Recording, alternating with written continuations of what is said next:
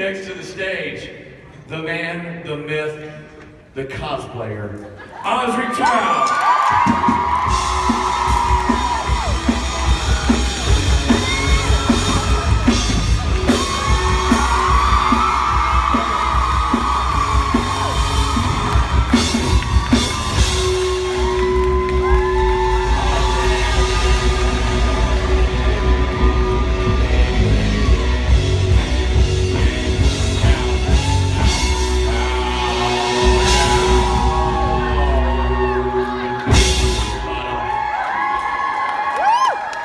I love Osric. It has been far too long since you came out here in an ensemble.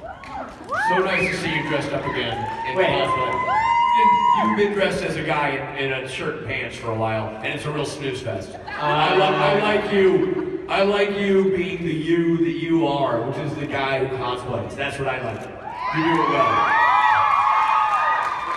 I mean, I just picked this up at H&M. Good bit. Anyway. Richard? Yes. Who am I dressed up as? Captain America. Okay. Hey, listen, man. I may not know a lot of the crazy crap you dress up as. I may not give a ball about the dumb games you play, but I'll tell you something about me. I love freedom, and I love America. And I know when a man is dressed up as a soldier who's defending the honor of this great nation. I know, Captain America, thank you very much. I was seriously gonna go as Captain Canada, but yeah. Not enough people know about Captain Canada. Isn't it Lieutenant Canada? It's a different rank. All right. Ladies and gentlemen, Osric Chau, everybody.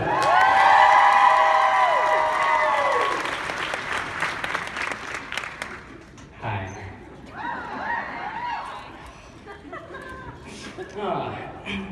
Yeah, I'm kind of sad that Rob's not here. I'm so used to having Rob around. But he's gonna be back tomorrow, right? Yes. Who's going to the concert tomorrow night? I think that's become like everyone's favorite new thing with the music and the Rob and the Lon Swing. I know, if you haven't seen Rob perform yet, it's something else, and it's very, I know, it's very raw, very Rob.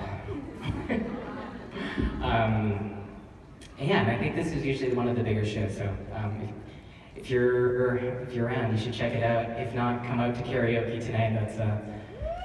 That's crazy too. And if we talk later, I'll probably encourage you to sign up. So if this is your first con especially, you should sign up.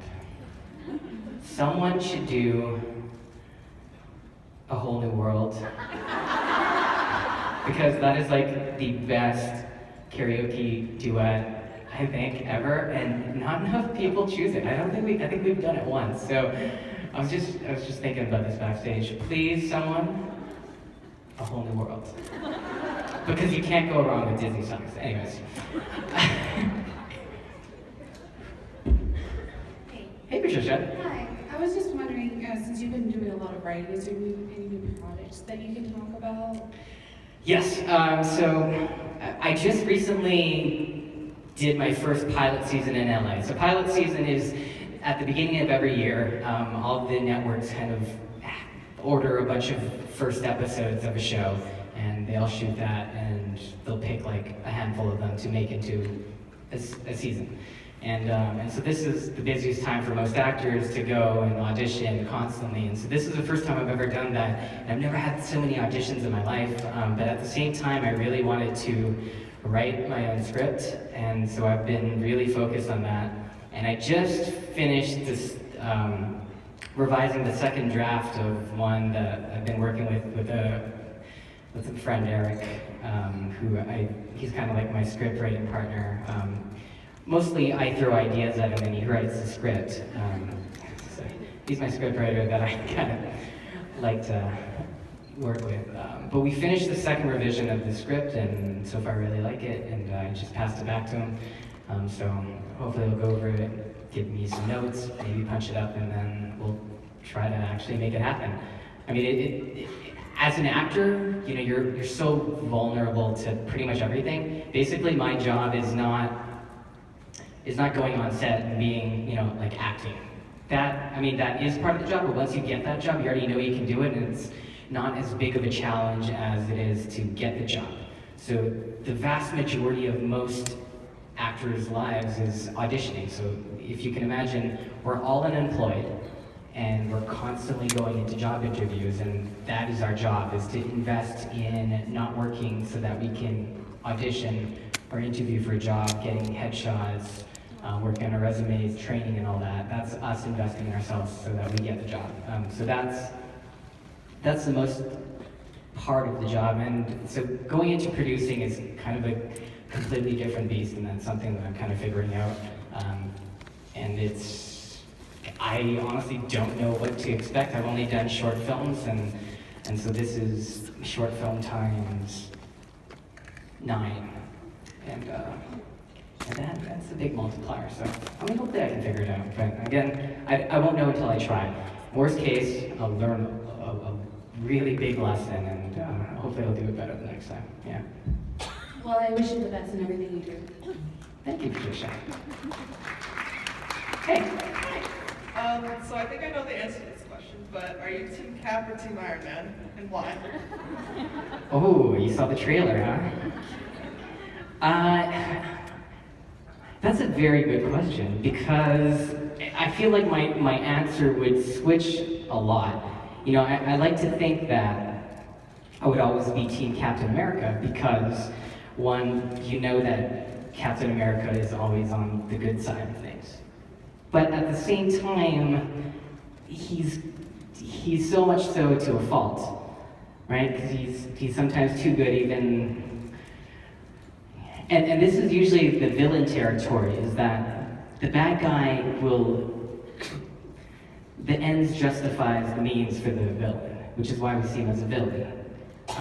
Like, say The Dark Knight, that was brilliant that the Joker gave them the choice, like, okay, would you kill those criminals to save yourselves?